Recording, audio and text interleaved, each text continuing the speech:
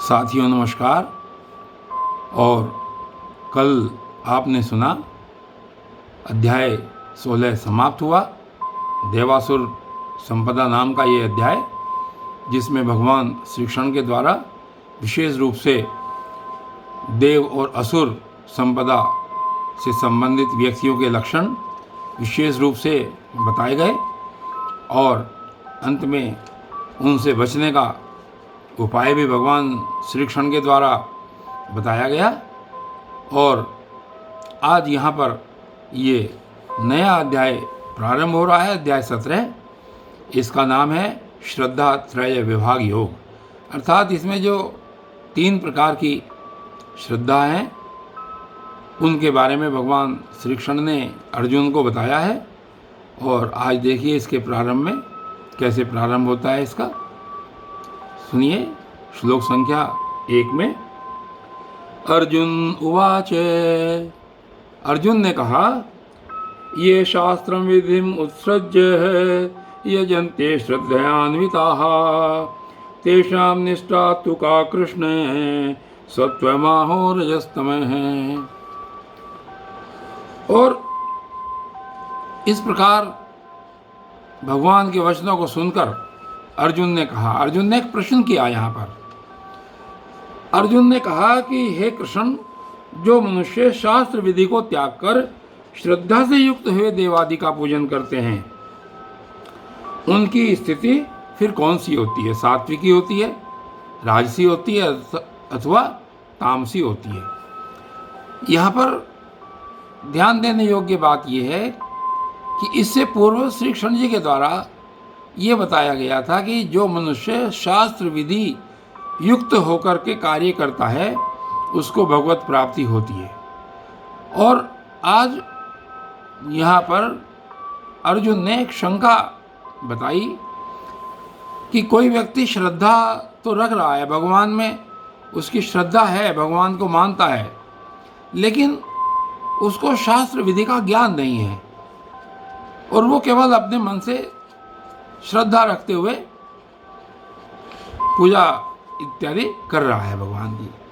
तो यहाँ पर अर्जुन का प्रश्न ये हुआ कि यदि कोई शास्त्र विधि से पूजा न करके केवल श्रद्धा से पूजा करता है तो उसकी जो गति है वो कैसी होती है और उसकी जो स्थिति है वो कौन सी स्थिति होगी? तामसी होगी, राजसी होगी या फिर सात्विकी होगी? और यहाँ पर आगे अब भगवान श्री कृष्ण इस बात का जवाब दे रहे हैं। श्लोक संख्या 2 में अब बता रहे हैं अर्जुन का जवाब देते हुए। श्री भगवान उवाच। श्री भगवान ने कहा, त्रिविधा भवति श्रद्धा देहिनां स्वभावजा सात्विकी राजसी चैव तामसी चेति ताम शृणु। और जवाब दे रहे हैं यहाँ पर, कह रहे हैं कि मनुष्यों की वह शास्त्रीय संस्कारों से रहित, यानी जिसमें शास्त्रीय विधि नहीं है, शास्त्रीय विधि से रहित जो उत्पन्न श्रद्धा है वो किस प्रकार की होती है? वो कहते हैं कि स्वभाव से उत्पन्न श्रद्धा सात्विकी और राजसी तथा तामसी, ऐसे तीनों प्रकार की ही होती है। उसको तू मुझसे सुन। कह रहे हैं कि ये जो श्रद्धा तुमने पूछी है कि श्रद्धा से युक्त होकर के जो व्यक्ति भगवान का भजन पूजन करता है, ये श्रद्धा भी 3 प्रकार की होती है। ऐसा नहीं कि ये केवल सात्विक हो या राजसी हो या तामसिक हो, तो ये तीनों प्रकार की होती है। और आगे उन्होंने बताया कि ये जो स्वभावजा श्रद्धा है, ये जो आदमी अनंत जन्मों में अच्छे कर्म करता है उसके जो संचित कर्म हैं उनसे उत्पन्न हुई श्रद्धा होती है।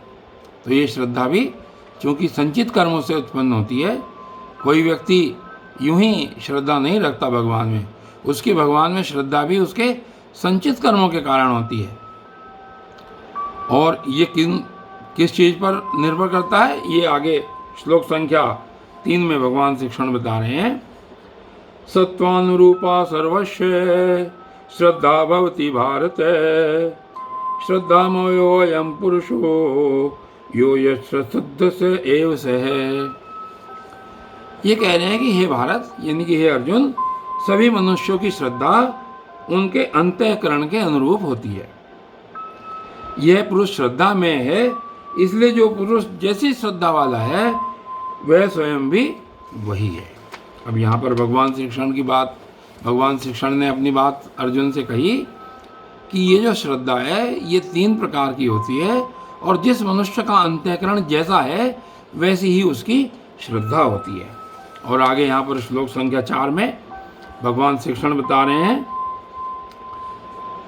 यजन्ते सात्विका देवान् यक्ष रक्षांसि राजसाः प्रेतान् भूतगणाश्चान्ये यजन्ते तामसा जनाः।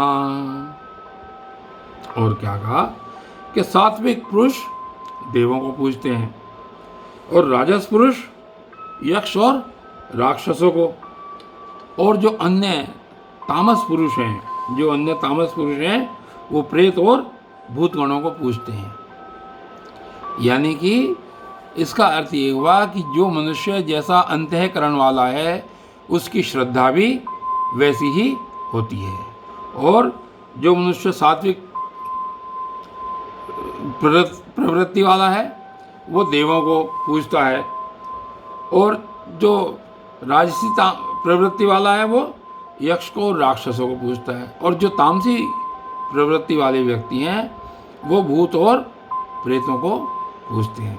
इस प्रकार जिस व्यक्ति की जैसा अंतःकरण होता है, जैसी उसकी प्रवृत्ति होती है, वैसी ही उसकी श्रद्धा भी होती है।